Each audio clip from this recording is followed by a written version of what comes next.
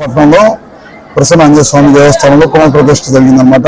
దేవాలయం గడిచిన 2-3 సంవత్సరాల నుంచి పాత పడితే దేవాలయం మొత్తం కూడా రాతి కట్టడంతో నిర్మించి వాళ్ళ మళ్ళీ వేద పండితుల ద్వారా వాళ్ళ ప్రాణం పోసి మళ్ళీ పునఃప్రతిష్ఠ చేసి దేవాలయాన్ని ప్రజలకి దర్శనానికి అందుబాటులో తీసుకురావడం జరిగింది. చాలా పెద్ద ఎత్తున ఈ కార్యక్రమం జరిగిందనమాట. ఇదే కాదు, ఇప్పటి నుంచో దాదాపు పూర్వం నుంచి కూడా ఈ దేవాలయానికి ఈ చుట్టుపక్కల ఉన్న లక్షలాది మంది ప్రజలు వచ్చి ఇక్కడ దేవుడు ఆశీస్సులు తీసుకుని వెళ్తూ ఉంటారు. ఇప్పటి నుంచి ఇంకా డెవలప్ చేయాల్సి ఉంది.